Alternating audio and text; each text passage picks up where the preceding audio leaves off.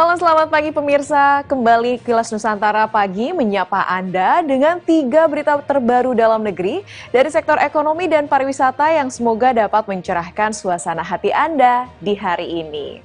Berita pertama kami sampaikan terkait progres pengerjaan proyek Jalan Tol Padang Pekanbaru yang saat ini sudah mencapai 45%. Tol tersebut sebagaimana proyeksi akan dibangun sepanjang 36 km.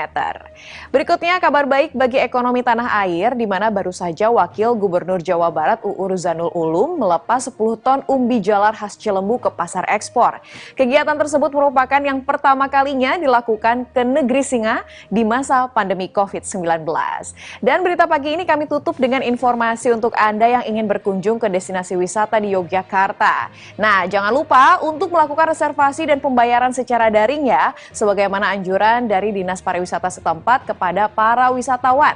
Hal itu ditujukan agar lokasi wisata tidak padat pengunjung. Segera kita jelang ketiga beritanya berikut ini. Hingga September 2021, pengerjaan proyek Jalan Tol Padang Pekanbaru, Seksi 1, Ruas Padang Sicincin mencapai 45%. Namun dari seluruh pengerjaan itu, baru 4,2 km yang sudah berbentuk jalan tol. Direktur Proyek Tol Ruas Padang Sicincin, PT Utama Karya Infrastruktur, Martin Robert Singal, usai pembahasan jalan tol di Padang Senin 16 September mengatakan, keseluruhan jalan tol ruas Padang Sicincin sepanjang 36,6 km, di mana lahan yang telah bebas hingga September ini sepanjang 15,14 km menuju arah titik 36,6 km. Dan pengerjaannya dilakukan secara terputus-putus mengikuti lahan yang telah dibebaskan oleh Badan Pertanahan Nasional BPN Sumatera Barat. Selain itu, sambung Martin, dari 15,14 km yang telah bebas itu, terdapat sekitar 3 km yang terkendala saat ini sehingga tidak bisa dikerjakan. Ada sekitar 3 km itu yang belum bisa kita olah karena itu tadi ada spot-spot yang belum, yang masih belum bebas karena berbagai masalah. Ya otomatis nggak bisa masuk kan ke lahan itu kan gitu. Jalannya nggak ada jalan. Nah kita kan harus bikin jalan kerja tuh masuk ke dalam. Ya, kalau ada satu spot aja yang nggak bebas, yang belum bisa masuk gitu. Sementara, Kepala Bidang Pengadaan Tanah dan Pengembangan Kanwil Badan Pertanahan Sumatera Barat, Yuhendri Yakub, menyebut dari 42% lahan itu, ada sebanyak 623 bidang tanah yang telah bebas dan diberikan ganti kerugian. Namun ada sekitar 5% atau 80 bidang tanah yang belum dibayarkan karena dalam proses identifikasi dan konfirmasi dokumen. Terkait nanti jangan ada lagi terindikasi aset pemerintah daerah yang mestinya kita tidak bayar, jangan sampai terbayarkan. Jadi kita dalam rangka persiapan itu mengidentifikasi itu dan intensif koordinasi dengan pemerintah Kabupaten Padang Preman agar clear terhadap objek yang akan kita berikan dan kita bebaskan untuk ganti rugi nantinya. Yuhendri menambahkan, selain lahan sepanjang 15,14 km telah dibebaskan, saat ini ada 6,84 km lahan atau 19% yang telah diusulkan pencairan ganti rugi ke Lembaga Manajemen Aset Negara Elman, serta 0,47 km atau 3% dalam tahap validasi. Sehingga jika itu telah diterima dan dibayarkan ganti rugi keseluruhannya, maka total lahan jalan tol yang dibebaskan mencapai 22 km. Dari Kota Padang, Sumatera Barat, Fandi Yogari, Kantor Berita Antara, mewartakan.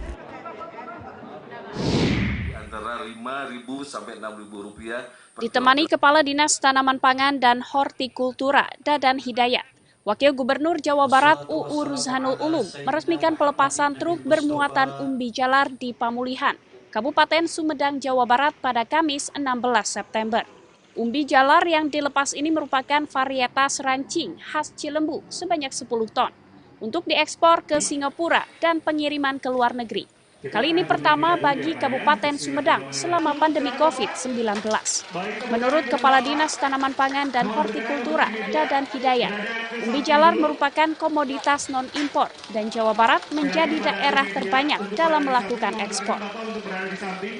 Meningkatkan kegiatan usaha ekspor tanaman pangan umbi jalar yang sampai bulan Juli 2021 sebesar 8.037 ton sampai dengan bulan Juli. Itu setara dengan 6,6 juta US dollar, terdiri dari umbi jalar selain beku sebesar 5.135 ton senilai 3.179 US dollar kurang lebih, dan juga ada ubi jalar beku sebesar 2.393 ton senilai 3 juta US dollar lebih.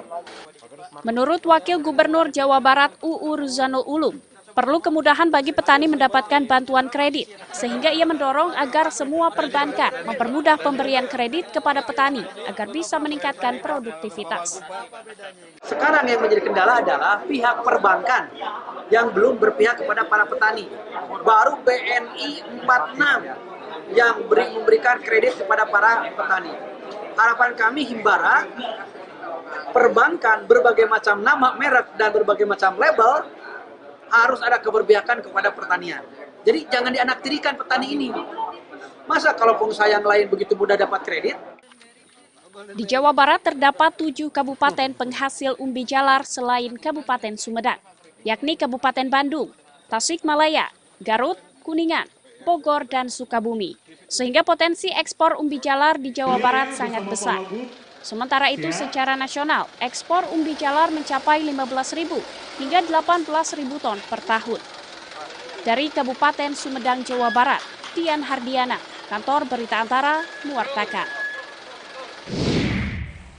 Untuk menurunkan level pada masa PPKM seiring beberapa destinasi wisata yang diberikan izin uji coba untuk dibuka, Dinas Pariwisata Daerah Istimewa Yogyakarta melakukan 2 strategi.